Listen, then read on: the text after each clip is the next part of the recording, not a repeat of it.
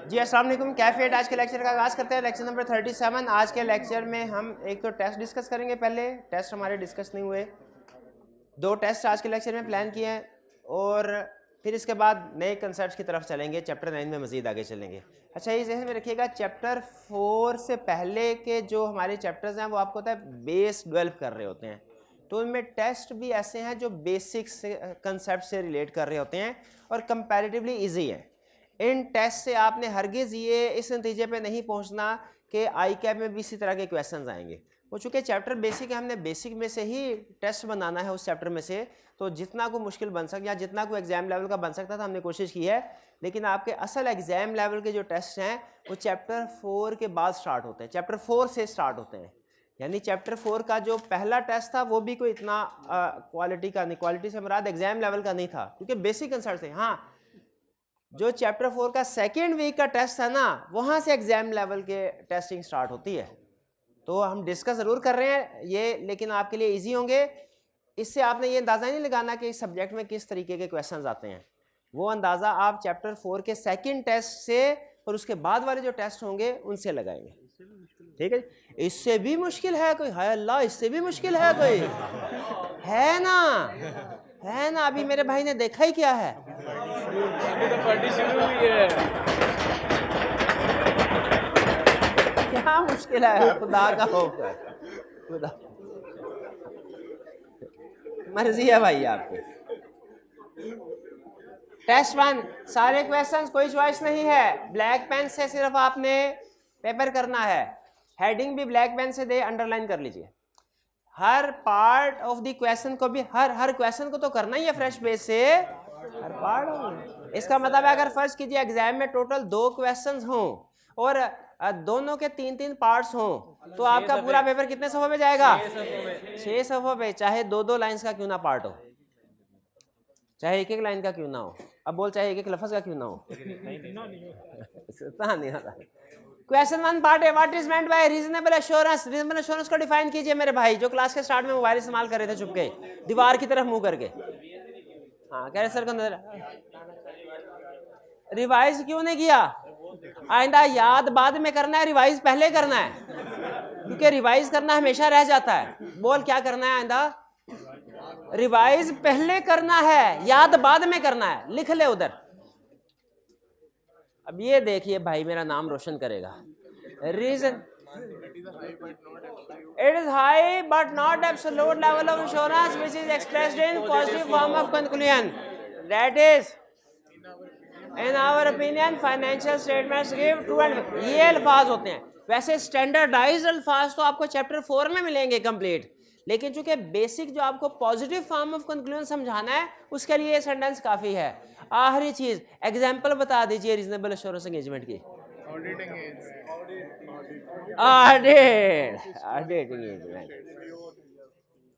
Review किसका? Limited assurance. आप limited assurance की एग्जांपल रिव्यू होती। पार्ट ए में कोई प्रॉब्लम? कोई प्रॉब्लम नहीं है। Why an auditor can not provide absolute assurance as a result of audit? Explain. Inherent limitation. वो कॉर्नर वाले भाई बताइए इनहेरेंट लिमिटेशंस ऑफ ऑडिट क्या है? फटाफट बता दीजिए, छोटा सा question. Inherent limitation of audit बता देना भाई। टेस्ट की डिस्कशन के बहाने हमारी रिवीजन हो रही है। टेस्ट की डिस्कशन के बहाने रिवीजन हो रही है जो आपने घर में करनी थी। जी भाई।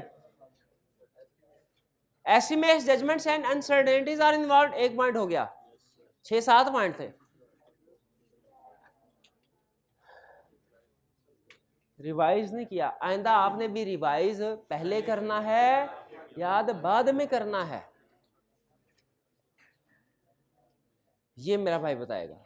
इनहेरेंट लिमिटेशन बताओ भाई। चैप्टर 1 का क्वेश्चन है, चैप्टर 1 का, और वो भी रटे वाला केस स्टडी है ही नहीं, और आप पूछना सर इससे भी मुश्किल आएगा क्या? ये भी याद नहीं हुआ। हाँ भाई। Nature of financial statements, nature of audit procedures, time and cost limitations, does not have legal power to search, management may not provide complete information to auditor, fraud, complex। बिल्कुल ठीक। चलिए, पार्ट बी भी clear हो गया। कुछ भी नहीं था, रिप्रोडक्शन का क्वेश्चन था, सिंपल, बच्चों वाला सवाल था। Question 2, quartz finance director, finance director क्या डायरेक्टर है? नहीं, कंपनी लॉ में पढ़ा नहीं था। कंपनी के नाम में क्या रखा है? किसी के जॉब या टाइटल के साथ लफ्ज डायरेक्टर आने से वो डायरेक्टर नहीं बनता। ये finance director, IT director, human resource director, ये असल में डायरेक्टर नहीं होते, क्योंकि डायरेक्टर लिख लो वो है जो शेयर होल्डर्स फाइंड करते हैं। फाइनेंस डायरेक्टर याद रखें सीएफओ को कहते हैं। किसको? जहां कहीं ऑडिट के पेपर में फाइनेंस डायरेक्टर का लफ्ज आ जाए ना, फाइनेंस साथ में उसकी जॉब मेंशन हो फाइनेंस की है, उसके साथ डायरेक्टर लफ्ज आ जाए तो वो डायरेक्टर नहीं है, लीगली वो CFO. CFO has asked your firm to undertake non-audit assurance engagement. Non-audit assurance, अजीब बात, assurance engagement भी है और non-audit भी है। हाँ, ये रिव्यू एंगेजमेंट को कहते हैं। शाबाश, पहुंच गए हैं। Review engagement, non-audit. The audit junior has not been involved in such an assignment before and has asked you to explain what an assurance engagement involves. Required. Explain the 5 elements of assurance engagement. ऊपर उसने छोटी सी कहानी बनाने की कोशिश की है, लेकिन ये इररेलेवेंट है क्योंकि रिक्वायरमेंट रिप्रोडक्शन की है। बताइए क्या एलिमेंट्स है? 3 party relationship, subject matter, suitable criteria, evidence, written assurance report. Clear? Question 3, briefly explain following. Assurance engagement, assurance engagement hybrid class में है कोई रूम नंबर 6 में स्टूडेंट्स जो एश्योरेंस एंगेजमेंट को डिफाइन कर सके? रूम नंबर 6 में कोई स्टूडेंट हाथ उठाइए। है कोई? माइका लाल एक है, ये हाथ उठाया भाई ने, शाबाश। बताइए एश्योरेंस एंगेजमेंट को डिफाइन कीजिए। कोई नहीं है? जी जी शाबाश, जी जी बताइए मेरे भाई, बोलिए।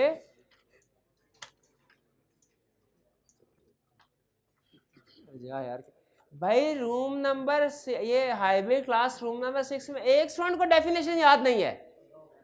नहीं छोड़ूंगा मैं, नहीं छोड़ूंगा। एश्योरेंस एंगेजमेंट की डेफिनेशन याद नहीं है? नहीं है याद? क्यों नहीं याद? क्यों नहीं याद? किताब बंद करके बैठा हूँ, क्यों नहीं याद? एश्योरेंस एंगेजमेंट डेफिनेशन क्यों नहीं याद की? रिवाइज कब करेंगे? कब करेंगे? महीना 1.5 महीना हो गया रिवाइज नहीं किया आपने।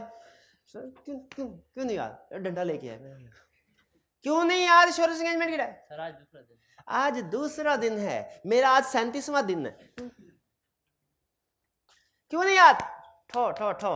हमारे उस्ताद को जब गुस्सा आता था ना, वो नहीं देखते थे किसका कसूर है किसका नहीं है, किसका पहला दिन है किसका 30वां दिन, सबकी खिंचाई हो जाती थी।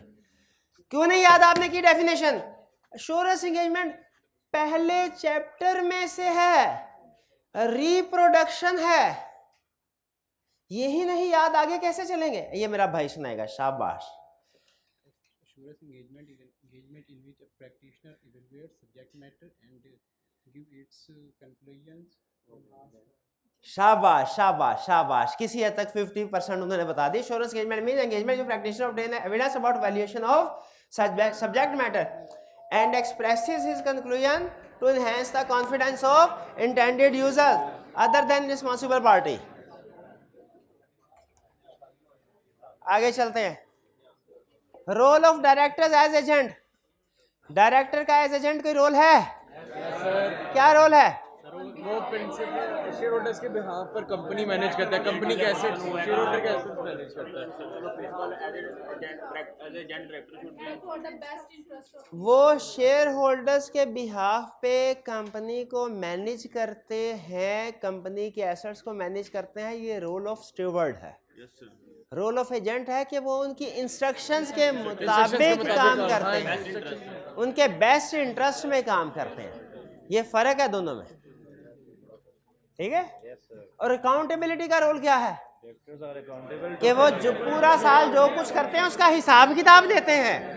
हिसाब किताब की शक्ल में देते हैं, फाइनेंशियल स्टेटमेंट की शक्ल में। शाबाश।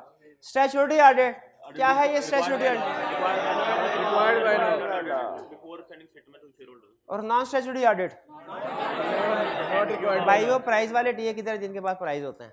प्राइस वाले टीएस है वो स्टूडेंट जो मुझे स्टैट्यूटरी ऑडिट और नॉन स्टैट्यूटरी ऑडिट में फर्क बताएगा 50 रुपए का इनाम पाएगा। स्टैट्यूटरी ऑडिट ऐसा ऑडिट है जो लॉ ने रिक्वायर किया हो, जैसे बहुत सी कंपनी को रिक्वायर किया जाता है कि उन्होंने ना शेयर होल्डर को फाइनेंशियल स्टेटमेंट भेजने से पहले statutory audit required by law, non statutory not, ये तो मुझे पता है, ये मुझे पता है। और डिफरेंस हिंट हिंट दे देता, हिंट रिपोर्ट के पॉइंट ऑफ व्यू से फर्क। ऑडिट में लीगल रिक्वायरमेंट्स वाला पॉइंट आता है, लीगल एंड रेगुलेटरी रिक्वायरमेंट्स वाला जो चार बिल्कुल ठीक, शाबाश। स्टैट्यूटरी ऑडिट में लीगल रिक्वायरमेंट वाले 4 पॉइंट्स आते हैं। प्राइस दीजिए बहन जी को 50 रुपए का। 4 पॉइंट्स आते हैं, 4 पॉइंट स्टैट्यूटरी ऑडिट में, क्योंकि रिक्वायर्ड बाय लॉ है ना, तो उसमें 50 वाला किधर है? खुदा का होम करे, ये तेरी सैलरी में से काटूंगा ये पैसे में, ऐसे ना कर, मिले हुए हो शाबाश शाबाश। नहीं नहीं कोई नहीं, जो किस्मत में है, जो किस्मत में।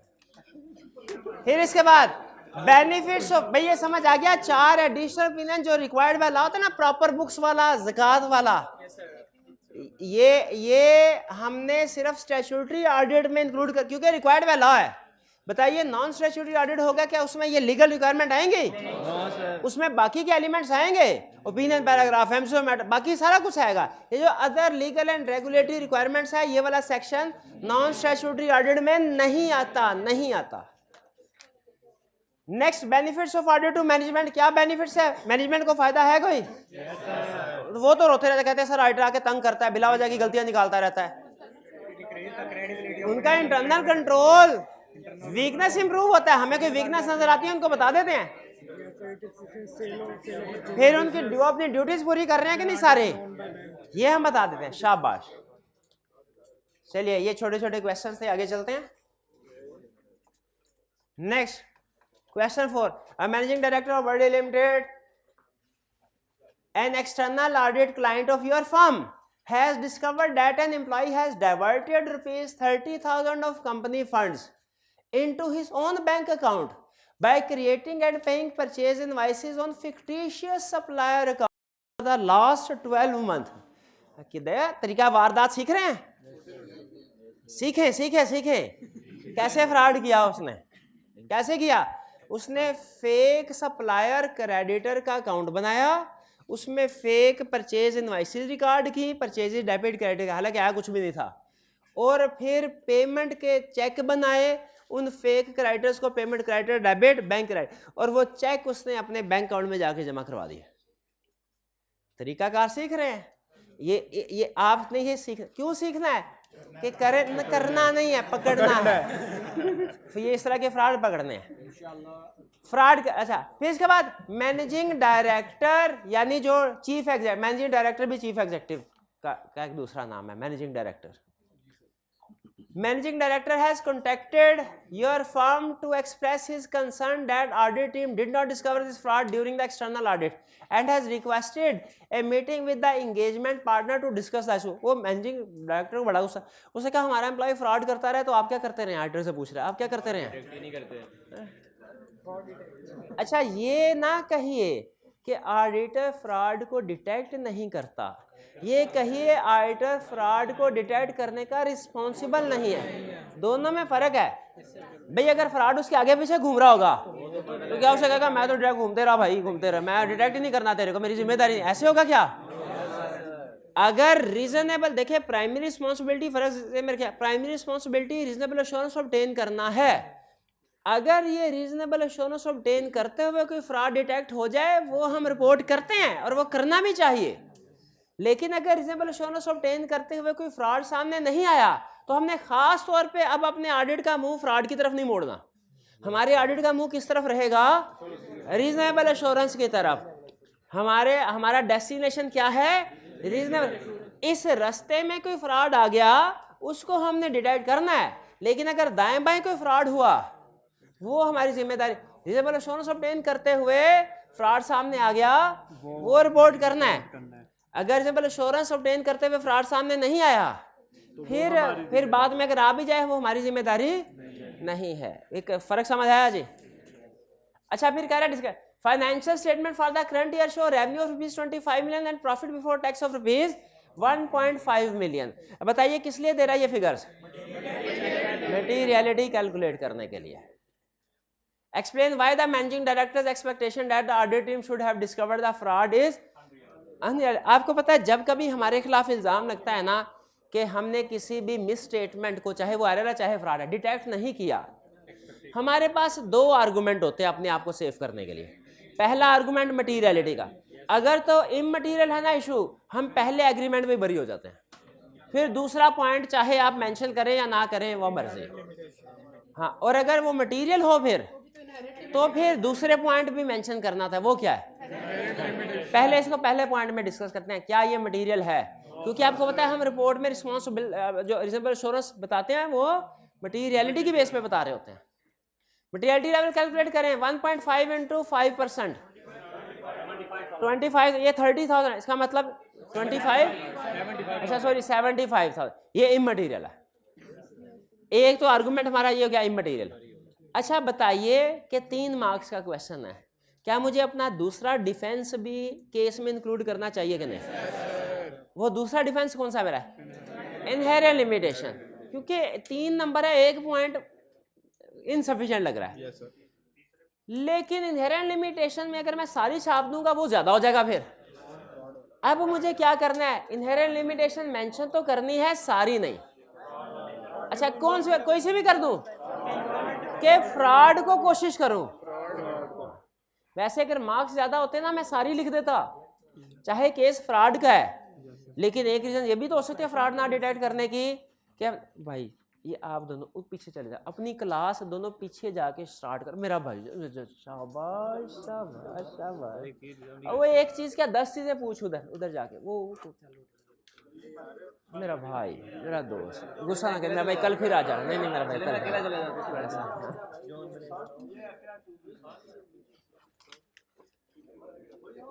अच्छा अब सुने, तो इनहेरेंट लिमिटेशन भी मैं इंक्लूड करूंगा। अब अगला सवाल है कितनी इनहेरेंट लिमिटेशन? अगर मार्क्स ज्यादा होते तो मैं सारी इंक्लूड कर देता, यहाँ पे मार्क्स कम है तो मैं चंद एक इंक्लूड करूंगा। अब ये आपकी जजमेंट है, ज्यादा बेहतर है फ्रॉड से जो मिलती जुलती, आपको जो लिमिटेशन फ्रॉड से मिलती जुलती की स्टेशन के साथ मैच हो जाए तो ज्यादा बेहतर होता है, वो लिखते जाए। इसमें कम्प्लेक्स टेक्निक वाली बात कर सकते हैं, इसमें सैंपल वाली बात भी कर सकते हैं कि हम सारी ट्रांजैक्शन को चेक नहीं करते। ये 2 लिख दे, मेरा हाल काफी है, ये 2 काफी है। Clear ji? Question 5. Give any 2 example about uncertainty relating to financial statement being audited by. पूरे टेस्ट में ये सवाल मुझे अच्छा लगा था ये सवाल, और जो स्टूडेंट्स के लिए मुश्किल होता है वो पार्ट भी था। पहले पार्ट अनसर्टेनिटी।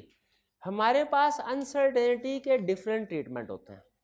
पहली टाइप ऑफ अनसर्टेनिटी जो प्रोबेबली सबसे ज्यादा अहम है वो है material uncertainty relating to going concern. वो भी अनसर्टेनिटी है। एक और अनसर्टेनिटी है, वो कौन सी है? Uncertainty relating to exceptional litigation और रेगुलेटरी एक्शन। ये भी अनसर्टेनिटी है। ये किसकी एग्जांपल थे? Matter biography. और एक है रूटीन की अनसर्टेनिटीज। शाबाश। तो आपने इन तीनों को, या इन 3 में से उसने 2 पूछी हैं, कोई सी 2 लिख देते आपका आंसर करेक्ट होता। कि एक एग्जांपल हमारी material uncertainty related to going concern, और एक एग्जांपल है material uncertainty related to exceptional litigation और रेगुलेटरी एक्शन, और तीसरा एक के डिफरेंट अनसर्टेनिटीज। ठीक है, मल्टीपल अनसर्टेनिटीज। जी उस वक्त हमने पढ़ी भी नहीं थी, तो नो प्रॉब्लम। आप ये दूसरी अनसर्टेनिटी बता सकते थे क्या? Relating to impairment, relating to depreciation, relating to provision for bad debts. ये भी तो अनसर्टेनिटीज हैं, इसको भी हम करेक्ट मार्क करते हैं। क्या रिपेयर एक्सपेंस में अनसर्टेनिटी है? नहीं है, वो एक्चुअल होती है। अनसर्टेनिटी वहां की जहां अंदाजा होगा। What is the difference between assurance engagement and audit engagement? Assurance engagement की दो टाइप्स हैं, ऑडिट एंगेजमेंट और रिव्यू। तो हम लिखेंगे एश्योरेंस एंगेजमेंट की तो डेफिनेशन है ना, ऑडिट एंगेजमेंट लिखेंगे it is a type of assurance engagement in which reasonable assurance is provided. Simple. इस टेस्ट 1 में कोई problem?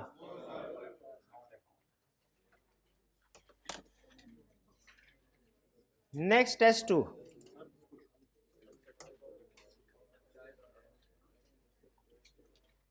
International Federation of Accountants provide leadership to the worldwide accountancy profession in serving the public interest. What activities are undertaken by IFAC to achieve the same? जी बताइए, IFAC की activity कितने students को याद है? इंशाल्लाह जिस स्टूडेंट को याद है खुसूसी दुआ भाई की, वो सारे पास खुसूसी, बाकियों के लिए अमूमी दुआ, बाकियों के लिए भी दुआ है पास होने, अमूमी खुसूसी दुआ। जिन्हें IFAC की एक्टिविटीज याद है, मैं देखना चाहता हूँ कितने स्टूडेंट्स हैं, हाथ उठाइए शाबाश। 1 2 3। अब वो हाथ उठाना चाह रहे हैं लेकिन ज़मीर अंदर से कह रहा है चल बे रहने दे, इतना झूठ तो था ना बोल, हैं? नहीं याद करे, तवज्जो दिलाना मकसद है। टेस्ट की डिस्कशन में एक तो रिवीजन हो जाती है और दूसरा आपको एहसास हो जाता है कि आप किस लेवल पे खड़े हैं। आखिरी महीने तैयारी करने से ऑडिट तैयार नहीं होता मेरे भाई, साथ साथ करना पड़ता है, कर लें साथ साथ इंशाल्लाह कर लें। जितना डिले करते जाएंगे प्लान को उतना ही काम मुश्किल होता जाएगा, उतना ही काम मुश्किल होता जाएगा। रोज का रोज पढ़ना है, रोज का रोज पढ़ना। Question 2, Saeed has been appointed. अच्छा ये एक्टिविटीज तो याद है ना आपको, क्या है? Development of high quality standard, high quality standard. अच्छा IFAC के बोर्ड्स होते हैं 4, आप उन चारों बोर्ड की एक्टिविटीज को भी कंबाइन करके कह सकते हैं ये IFAC की एक्टिविटीज, लेकिन बाहर बेहतर यह है कि IFAC की स्पेसिफिकली लिखी गई है आप वो इंक्लूड करें। ये है हमारा रिप्रोडक्शन का क्वेश्चन। आगे चलें, मैच हो गया कि कहां से पूछा है? Question 2, Saeed has been appointed as the auditor of Jaguar Motors Limited and he has to make his audit plan. क्या हर ऑडिट से पहले ऑडिट प्लान जरूरी होता है? बिल्कुल। प्लानिंग एंड ऑडिट और ऑडिट प्लान में क्या फर्क है? हाँ, प्लानिंग एंड ऑडिट का मतलब है आपने 2 डॉक्यूमेंट्स तैयार करनी है। ऑडिट प्लान यानी प्लानिंग एंड ऑडिट एक एक्टिविटी है और ऑडिट प्लान एक डॉक्यूमेंट है, यू कैन, ठीक है। प्लानिंग में हम दूसरा काम भी करते हैं, ऑडिट स्ट्रेटजी बनाते हैं। यानी planning audit is equal to preparation of audit plan plus preparation of audit strategy. कह रहा है ऑडिट प्लान बना रहा है, बिल्कुल ठीक कर रहा है। He delegates it to the engagement team to assess the internal control system to decide the nature, timing and extent of audit procedure to be applied. उसने कहा है टीम को कि भाई इंटरनल कंट्रोल सिस्टम को असेस करो ताकि मैं nature, timing and extent of audit procedure decide कर सकूं क्या होंगे। भाई ये क्यों कह रहा है? क्या इंटरनल कंट्रोल हमारे प्रोसीजर को अफेक्ट करते हैं? कैसे? स्ट्रॉन्ग होंगे तो प्रोसीजर कम है, वीक होंगे procedure. From the assessment of internal control system, he finds that the internal controls are quite adequate and very effective. The audit team members therefore propose that certain areas need not be checked at all. उन्होंने कहा कुछ areas को check करें ही ना, क्योंकि controls बहुत अच्छे हैं। नहीं सर, फिर भी चेक करने तो है ना सारे areas. However, Saeed instructs them to carry out less extensive audit procedure for each area. Explain whether Saeed's decision to implement audit procedure right or wrong. Right है कि wrong है? सईद का पूछ रहा है, टीम मेंबर का नहीं पूछ रहा। सईद ठीक कह रहा है कि लेस प्रोसीजर परफॉर्म कर लो, क्योंकि इंटरनल कंट्रोल जितने मर्जी स्ट्रांग हो जाए कभी परफेक्ट, याद रखें इंटरनल कंट्रोल स्ट्रांग हो सकते हैं, वीक हो सकते हैं, वीक हो सकते हैं, स्ट्रांग हो सकते हैं, परफेक्ट नहीं हो सकते। जिस तरह हमारा ऑडिट कभी परफेक्ट नहीं हो सकता, उसकी इनहेरेंट लिमिटेशंस हैं, उसी तरह क्लाइंट का, मैनेजमेंट का इंटरनल कंट्रोल सिस्टम कभी परफेक्ट नहीं हो सकता, उसकी इनहेरेंट लिमिटेशंस हैं। ठीक है, आगे चलते हैं। तो इसलिए हमें प्रोसीजर इन लिमिटेशंस की वजह से, क्योंकि हमारा स्टिल रिस्क होता है कि फाइनेंशियल स्टेटमेंट में कंट्रोल स्ट्रांग होने के बावजूद कुछ ना कुछ मिस स्टेटमेंट हो, इसलिए हम अपने प्रोसीजर को स्किप नहीं कर सकते, ओमिट नहीं कर सकते, रिड्यूस कर सकते हैं। ओमिट नहीं कर सकते, रिड्यूस, इंटरनल कंट्रोल स्ट्रांग हो तो प्रोसीजर रिड्यूस हो जाते हैं लेकिन ओमिट नहीं होंगे, किसी भी केस में नहीं होते। 2 क्लियर जी। 3 अच्छा 3 इस टेस्ट में 3 अच्छी केस स्टडी है, अच्छा क्वेश्चन था ये। द फॉलोइंग, ये आपकी जजमेंट करता है। अगर आपने इस केस स्टडी को समझ के कर लिया तो उसका मतलब है इस चैप्टर के कंसेप्ट्स जो थे केस स्टडी के पॉइंट ऑफ व्यू से उन पे आपकी ग्रिप आ गई। रिक्वायरमेंट में कह रहा है give your comments on each of the above matters, 2 matters आपने इनके ऊपर कमेंट्स देने हैं। पहले क्या कह रहा है, following issues were highlighted in meeting of the audit committee of XYZ limited with regard to financial statements of one of its subsidiaries on which auditors had issued unmodified audit report. पहला, the audit procedure were unable to detect a material error in inventory valuation. material error था, material को underline करें, immaterial नहीं था। अब हम immaterial वाला argument नहीं ले सकते कि immaterial misstatements के लिए हम liable नहीं है, material है, because it occurred under exceptional circumstances and the internal controls established by management could not prevent and detect the same. ये exceptional circumstances में था material।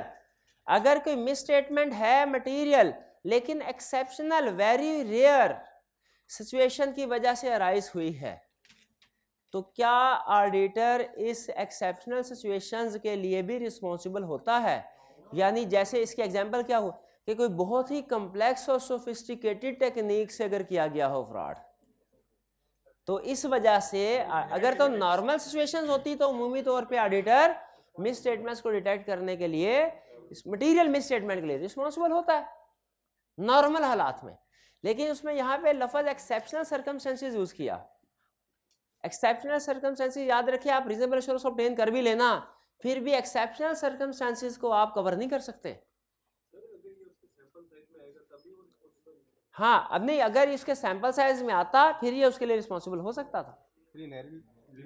हाँ, फिर उसके बाद हम अगर देखें मटेरियल है, अगर उसका रिक्वायरमेंट हमसे ये होना कि बताइए ऑडिटर क्या आर्गुमेंट्स प्रेजेंट करेगा, तो फिर हम इसको इनहेरेंट लिमिटेशन की तरफ लेके जाएंगे। ठीक है, अभी हमने पढ़ लिया इसको, एक सिचुएशन ये है। दूसरी सिचुएशन क्या है, अभी रिक्वायरमेंट के बारे में हमें नहीं पता, उसने कमेंट्स कहा हुआ है लेकिन पहले पूरा क्वेश्चन पढ़ के फिर कमेंट करेंगे। Be the provision for bad debt was insufficient and the impact was material. अब ये भी मटेरियल मिस स्टेटमेंट है, ऊपर वाली भी मटेरियल मिस स्टेटमेंट थी। फर्क क्या है, it was also evident from the subsequent event which came into knowledge of the auditors before they issued there report. और ये सब्सिक्वेंट इवेंट से भी ऑडिटर के नॉलेज में आ चुकी थी चीज, ये बैड डेट्स हैं। You are one of the independent members of audit committee and are considered an expert on financial reporting issues. The chairman of the audit committee has asked your comments with regard to the responsibilities of management and auditors of the above mentioned subsidiary. कह रहे हैं इन दोनों के ऊपर comment कीजिए, बताइए क्या आपके ख्याल में पहले केस में ऑडिटर रिस्पॉन्सिबल है? क्यों रिस्पॉन्सिबल नहीं है? एक्सेप्शनल सर्कमस्टांसेस की वजह से हुआ। अगर वो बहुत ही एक्सेप्शनल किस्म की प्रिपरेशन करके फ्रॉड किया गया हो, सोफिस्टिक एक्सेप्शनल टेक्निक यूज करके, एक्सेप्शनल स्किल्स के जरिए से, फिर इस तरह के फ्रॉड को हम डिटेक्ट नहीं कर सकते, वो ऑडिटर जिम्मेदार नहीं है। लेकिन अगर वो ऐसा फ्रॉड होता, ऐसी मिस स्टेटमेंट होती जैसा कि सेकंड केस में उसने कहा है, जो ऑडिटर के नॉर्मल प्रोसीजर से डिटेक्ट हो जाती, उसके लिए एक्सेप्शनल स्किल की जरूरत नहीं है। नॉर्मल प्रोसीजर से डिटेक्ट, जो कि बी है जैसे, वो नॉर्मल प्रोसीजर से डिटेक्ट हो गई थी, क्या इसमें ऑडिटर रिस्पॉन्सिबल है? अगर ऑडिटर के खिलाफ दोनों केसेस लदा चलाए जाएं, क्या पहले केस में ऑडिटर जीतेगा कि हारेगा? जीत जाएगा। उसका आर्गुमेंट क्या सर, ये एक्सेप्शनल सर्कमस्टेंसेस है, एक्सेप्शनल सिचुएशन थी, मैं नॉर्मल सिचुएशन में रीजनेबल एश्योरेंस ऑब्टेन करता हूं। और सेकंड केस में आज क्यों, उसके सैंपल में आ गई थी ये चीज, उसके प्रोसीजर में कवर हो गई थी और उसने उसको पता चल गया था कि ये ठीक नहीं है। जी जी नहीं, फ्रॉड एक्सेप्शनल नहीं, फ्रॉड एक्सेप्शनल नहीं, कुछ फ्रॉड ऐसे भी होते हैं जो हो सकता है सिंपल टेक्निक्स के जरिए से किए गए हों। अब ये डिपेंड करता है, देखिए फ्रॉड के ऊपर रिसर्च है, हमारा चैप्टर है 19, वो हमें ये बताता है कि फ्रॉड को आप डिटेक्ट कर पाएंगे कि नहीं कर पाएगा ऑडिटर, ये बहुत से फैक्टर्स पे डिपेंड करता है। एक फैक्टर होता है फ्रॉड करने वाले की स्किल, उसका एक्सपीरियंस कितना है। एक्सपीरियंस जितना ज़्यादा होगा फ्रॉड डिटेक्ट करना उतना ही मुश्किल हो जाएगा। दूसरा ये डिपेंड करता है फ्रॉड करने वाले की पोजीशन कौन सी है। जितनी लोअर पोजीशन होगी फ्रॉड आसानी से आइडेंटिफाई हो जाता है, जितनी हायर पोजीशन होगी फ्रॉड डिटेक्ट करना मुश्किल हो जाता है। तीसरी चीज़ वो बताते हैं कि फ्रॉड के करने वाले में कितने लोग इन्वॉल्व थे।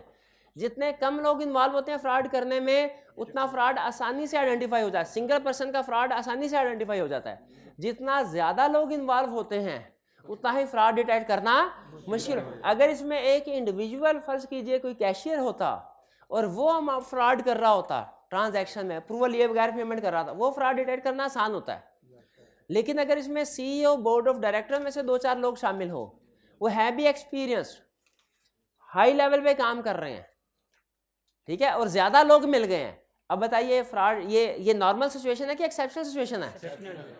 आप खुद बताइए, कैशियर फ्रॉड करे, इन्वेंट्री मैनेजर वाला फ्रॉड करे, है वो भी फ्रॉड?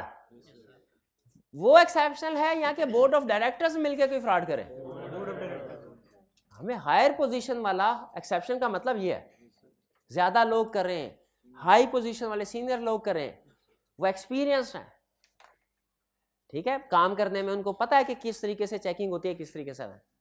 इसीलिए हमारे ऑडिट में बल्कि एक जगह पे उसने लिखा हुआ है, समटाइम ऐसा होता है कि हमारा कोई टीम मेंबर जो होता है ना, हमारी फर्म का चार्टर्ड अकाउंटेंट, वो जॉब छोड़ के क्लाइंट के पास चला जाता है, कहता है ये सिचुएशन बहुत क्रिटिकल है क्योंकि वो बंदा हमारे दाव पेच से वाकिफ है।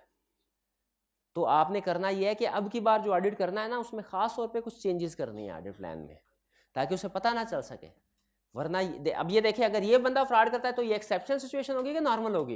ये एक्सेप्शनल सिचुएशन होगी, ये फ्रॉड डिटेक्ट करना मुश्किल है। क्लियर हुई जी बात? तो इसमें बताइए 1 और 2 में से किस में ऑडिटर रिस्पॉन्सिबल है? 2 में उसने अपना काम सही नहीं किया, 1 में उसने अपना काम सही किया। क्या ऐसा पॉसिबल है कि अपना काम सही करने के बावजूद ऑडिटर कोई मिस स्टेटमेंट डिटेक्ट ना कर सके? ये बहुत फंडामेंटल कंसेप्ट है, मैंने कई दफ़ा शायद ये सवाल पूछा आपसे, लेकिन इस वजह से फंडामेंटल कंसेप्ट है जी। इसमें जी हाँ बिल्कुल, इसमें जब आप आर्गूमेंट देंगे तो इसमें आप ये भी कह सकते हैं, पहले तो अपने आप को सिक्योर करेंगे कि सर हमारी जिम्मेदारी नहीं है क्योंकि एक्सेप्शनल सर्कमस्टेंसेस थी। फिर उसके बाद एक आर्गूमेंट ये भी होता है, देखिए जैसे केस होता है ना, अब पुलिस जज के सामने केस जाता है, ये बंदा इसके भी इल्जाम लगा है, ये बंदा ये साबित कर देगा कि ये कातिल नहीं है, लेकिन अगला सवाल अराइज होगा, फिर अगला सवाल क्या है, तो फिर कौन है कातिल? शाबाश। तो यहाँ पे हमने एक तो ये बात कर दी कि सर हम जिम्मेदार नहीं है, फिर उसके बाद हम अमूमी तौर पे केस स्टडी में बताते हैं फिर जिम्मेदार कौन है। हम कहेंगे sir management is responsible to prevent and detect fraud, management is responsible to operate internal controls. तो मैनेजमेंट ने नहीं इंटरनल कंट्रोल सही अप्लाई किए तो मैनेजमेंट का कसूर, हमारा कसूर नहीं है। एक हिस्से में बात करेंगे हमारा कसूर नहीं है, उसको साबित करेंगे, दूसरे हिस्से में क्या कहेंगे, मैनेजमेंट का कसूर है। क्लियर?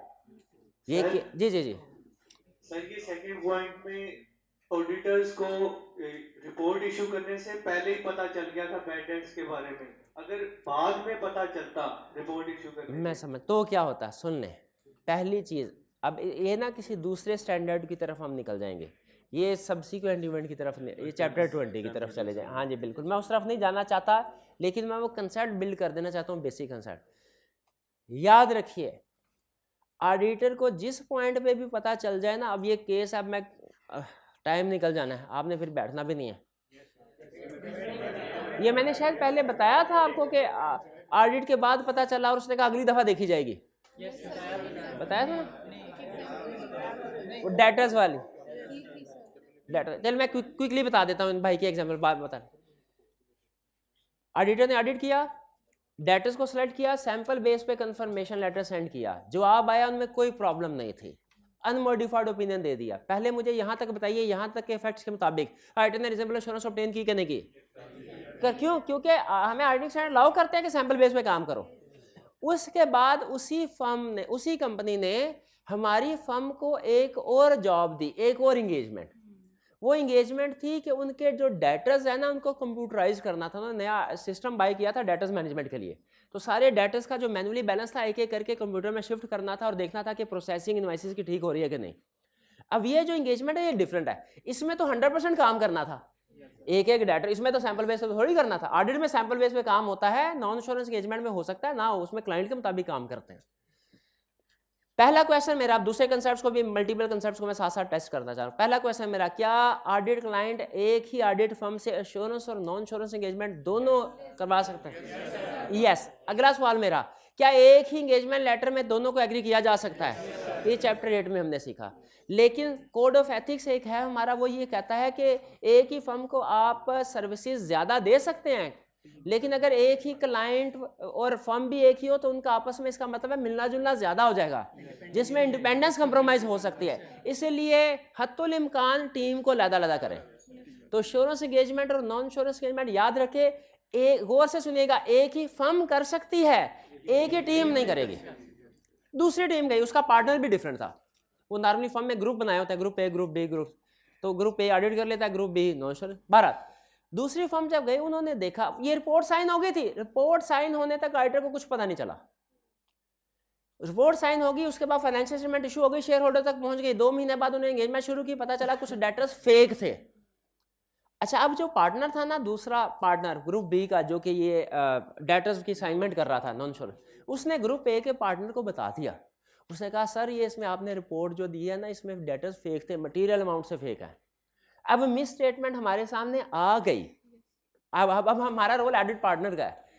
लेकिन आई रिपोर्ट इशू होने के बाद यहां तक पार्टनर की कोई गलती नहीं थी, हर स्टैंडर्ड को कंप्लाई किया। जब उसने गलती की, अब आगे से की, उसने क्या कहा, उसने कहा सर रिपोर्ट तो अब इशू हो चुकी है। अब ये कंसेप्ट समझा रहा हूं ना, आपने ध्यान से इसको पिक करना है। कहने लगा रिपोर्ट तो इशू हो चुकी है, अब मैं ऐसा करता हूं, ठीक कर लूंगा, इसकी राइट ऑफ करवा दूंगा, लेकिन अगले ऑडिट में, अभी नहीं, अगले ऑडिट में, अभी आप अपना काम करें जो करना। दूसरे पार्टनर का ठीक है, मैं अपना काम करता हूं, काम करते। अल्लाह की करनी क्या हुई कि दूसरे ऑडिट से पहले ये इंफॉर्मेशन किसी सहाफ़ी के पास पहुंच गई, अखबार में आ गई, उधर का जो SCCP था उसके सामने आ गई। उन्होंने इन्वेस्टिगेशन शुरू कर दी। इन्वेस्टिगेशन शुरू हुई, स्टॉक एक्सचेंज में पता चला फेक डेटर्स हैं, शेयर प्राइस कम हो गई। प्राइस कम हुई, शेयर होल्डर्स को हार्ट अटैक होना शुरू हो गया कि हमने इन्वेस्टमेंट की थी, आधी रह गई है। उन्होंने कंपनी के खिलाफ तो केस किया ही किया, ऑडिटर के खिलाफ भी कर दिया कि हमारा नुकसान भरा जाए, इन्होंने काम ठीक नहीं किया, इस वजह से हमें नुकसान हुआ है। इन्वेस्टिगेशन हुई तो ऑडिटर ने कोर्ट में जाके साबित कर दिया कि जिस वक्त मैंने रिपोर्ट साइन की थी ना, उस वक्त रीजनेबल एश्योरेंस ऑब्टेन की थी। जज ने कहा इस पे आपकी बात मानते हैं, क्योंकि सैंपल बेस पे काम किया। आपको सज़ा इस बात की नहीं मिल रही कि डाटा आपने आइडेंटिफाई नहीं, आपको सज़ा हम दे रहे हैं इस बात की कि उसके बाद जब आपको पता चल गया था ना मिस स्टेटमेंट है, उस वक्त आपकी जिम्मेदारी बनती थी अच्छा ऑडिटर होने के नाते कि सारे शेयर होल्डर्स को इमीडिएटली इन्फॉर्म करते और financial statement audit report revise करने की कोशिश करते। अगर मैनेजमेंट रिवाइज करने पे एग्री ना होती तो कम से कम ऐलान कर दे, स्टॉक एक्सचेंज में जाके SCCP को इन्फॉर्म करते। आप बताइए कि आप मानते हैं कि ऑडिटर को ये करना चाहिए?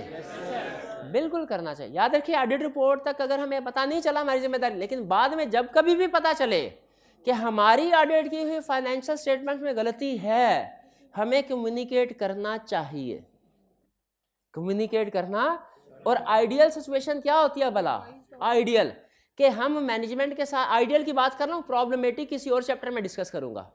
आइडियल सिचुएशन ये होती है कि मैनेजमेंट के साथ हम बैठ के एग्री करें, मैनेजमेंट फाइनेंशियल स्टेटमेंट को रिवाइज करे, हम अपनी ऑडिट रिपोर्ट को रिवाइज करें और ऑडिट रिपोर्ट में एक पैराग्राफ डालें, एमसीजम मैटर पे। समझ गए? री इशू, ये सिचुएशन थी री इशू वाले, और वो फिर दोबारा इशू करें, ये आइडियल सिचुएशन है। लेकिन प्रैक्टिस में बाज़ औक़ात मैनेजमेंट इनकार कर देती है, कहती है हमने नहीं करनी। इस सिचुएशन में हम क्या करेंगे वो बाद में देखेंगे, फ्यूचर का टॉपिक है। ये कहानी समझ आ गई आपको? प्रैक्टिस में ऐसी आप सुन के शायद हैरान होंगे, हैरान। लेकिन जो लोग होते हैं ना, जो रूल्स के पक्के होते हैं, एथिक्स के पक्के होते हैं, ऐसी एग्जाम्पल भी मौजूद है। बड़े बड़े 2 नंबर काम करने वाले लोग मौजूद है, बड़े बड़े 1 नंबर काम करने वाले लोग भी मौजूद है। प्रैक्टिस में ऐसी एग्जाम्पल मौजूद है। एक फर्म को पता चला कि पिछले 10 साल पुरानी फाइनेंशियल स्टेटमेंट जो उसने ऑडिट की थी ना, मिसस्टेटेड थे, ठीक है। और उसने 10 साल पुरानी फाइनेंशियल स्टेटमेंट्स के बारे में प्रेस रिलीज इशू की कि हमने वो जो ऑडिट किया था वो, और उसके बाद से चूंकि वो फिगर कैरी फॉरवर्ड होती रही थी, वो फिगर सारी गलत है, हमारी उस ऑडिट रिपोर्ट पे रिलाय ना किया जाए। ठीक है, हाँ एग्जाम में 10 साल तक नहीं लेके जाएगा, लेकिन 2-3 महीने तक जरूर लेके जाएगा कि ऑडिट। तो याद रखिएगा, ऑडिट रिपोर्ट जब साइन हो रही है और हमें पता है कि मिस स्टेटमेंट है, फिर तो हमें फांसी लगनी चाहिए ना, फिर तो पक्की फांसी के, पता है मिस स्टेटमेंट है फिर भी साइन कर रहे हैं। लेकिन साइन कर ली और उसके बाद मिस स्टेटमेंट सामने आई और हम चुप रहते हैं, तो फिर उम्र कैद तो होनी चाहिए, फांसी ना सही, उम्र कैद तो फिर होनी चाहिए। क्या कसूर है ना हमारा, बताना चाहिए। ठीक है, आपके सेशन एंड होने तक आई क्या आपने कोई एक रिवीजन दरमियान में इंक्लूड कर दी, आपके टीचर ने आपको नहीं पढ़ाई, फांसी लगनी चाहिए कि नहीं? जरूर लगनी चाहिए। भाईजान इतने स्टूडेंट का कैरियर खराब कर दिया, नहीं किया, 6-6 महीने जाया हो गए, पता नहीं कितनों ने खुदकुशी कर लेनी है, कितनों के रिश्ते टूट जाने हैं। नहीं लगने छोटी दोबारा किससे पढ़ेंगे? फांसी लगा के कौन सा मैं आज तक मरा हूँ? पता नहीं कितनी फांसियां लग चुकी है। नहीं ऐसे समझा रहा हूँ, रिवीजन आ जाए, क्या बताना चाहिए आपको। अगर मैं आपका सेशन का आखिरी दिन है, आई क्या आपने कुछ रिवीजन की है और मैं आपको नहीं बताता, क्या मैं जिम्मेदार हूँ? वो तो बड़ा गुनाह है ना, गुनाह कबीरा है। अच्छा, अब उसके बाद आपको फ्री कर दे, उसके बाद महीना होता है। ऐसी एग्जांपल्स भी हैं, आई कैप उस महीने में भी बाज़ औक़ात कोई सप्लीमेंट दे देता है, क्या वो मेरी जिम्मेदारी है कि नहीं? वो हालांकि मैंने उस वक्त रीजनेबल एश्योरेंस पूरी कर दी थी जिस वक्त आपको फ्री करके घर भेजा, उस वक्त तक सारी चीज़ें करवा दी थी रीजनेबल एश्योरेंस, लेकिन उसके बाद भी अगर कोई मुझे पता चला ये आई कैप ने ये टॉपिक मुझे करवाना चाहिए कि नहीं, आपको बुलाऊंगा नहीं, लेकिन कोई लेक्चर वगैरह रिकॉर्ड करके LMS पे या किसी जगह पे शेयर करके आप लोगों को लिंक शेयर कर देना चाहिए, भाई ऐसा होना चाहिए। और अगर मैं ये नहीं करता और मैं कहता हूँ नहीं जिस वक्त आपको फ्री किया था उस वक्त तो सारा कुछ पढ़ा दिया था, बाद में आई कैप ने किया, स्टूडेंट जाने आई कैप जाने, तो ये मेरा गुनाह है, ये गुनाह है सगीरा कह ले इसको। लेकिन ये भी मैंने अपनी जिम्मेदारी पूरी नहीं की। देखे जो इनरोल्ड स्टूडेंट्स हैं ना, टीचर की जिम्मेदारी आखिरी दिन तक ही होती है। हम, और मैं अपनी बात नहीं कर रहा, ये सारे टीचर्स की बात कर रहा हूँ जो कि कोशिश करते हैं कि अच्छे तरीके से सर्व करें।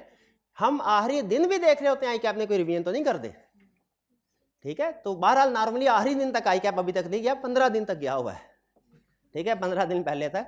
तो लेकिन अगर कभी आखिरी दिन में, तो जहन में रखिएगा आपने इधर उधर उस टाइम के लिए बता रहा हूँ, उस वक्त ना असल में आप टीचर के साथ कनेक्टेड नहीं होते, तो बहुत सी अफवाहें चल रही होती है, आप उसके साथ कंफर्म नहीं कर सकते सर ये इन्फॉर्मेशन ठीक है कि नहीं। लेकिन जहन में रखिएगा आपके टीचर एट वर्क होते हैं और कोई भी इस तरह की रिवीजन अगर आए उसकी जिम्मेदारी होती है वो आपको कम्युनिकेट करेंगे। अगर आपको कोई कम्युनिकेशन नहीं पहुंची इसका मतलब है आपने और किसी इन्फॉर्मेशन पे रिलाय नहीं करना। आपने अगर जिम्मेदारी अल्लाह ताला ने आपको टीचर के पास जिस चीज़ का भेजा है तो हमारी जिम्मेदारी है। तो उस वक्त चूँकि वो बड़ा रिस्की पीरियड होता है, 1 महीना रिस्की क्यों होता है, खासतौर पे फिजिकल स्टूडेंट्स के लिए। वो टीचर के साथ मेजॉरिटी ऑफ स्टूडेंट कनेक्टेड नहीं होते, उस सूरत में कोई अफवाह आ जाए तो कंफर्म नहीं कर सकते उस्ताद से अक्सर स्टूडेंट। लेकिन आपने टेंशन नहीं लेनी क्योंकि आपका फिजिकल ग्रुप बना हुआ है ना, तो अगर कोई भी प्रॉब्लम आई, किसी में रिवीजन आई तो आपके ग्रुप में हम क्या नहीं कर सकते, करेंगे। और अगर ऐसा हुआ और अगर नहीं मैं करता तो इसका मतलब आपका देनदार हूँगा मैं कि मैंने जिम्मेदारी पूरी नहीं की। ठीक है जी, ये आखिरी के लिए बताया, एंड में शायद मुझे बात बताना याद ना रहे, अभी नोट कर लीजिए। आगे चलते हैं, आगे चलते हैं फिर। अच्छा चलिए आगे चलो, और अब चलते हैं क्वेश्चन। अच्छा मेरा ख्याल है अब यहाँ पे इसको हाँ आगे नहीं टॉपिक भी आगे चलाना है ना, नहीं टॉपिक आगे जी। आज का लेक्चर का ये हिस्सा यहाँ पे ख़त्म करते हैं, पास कीजिएगा जी।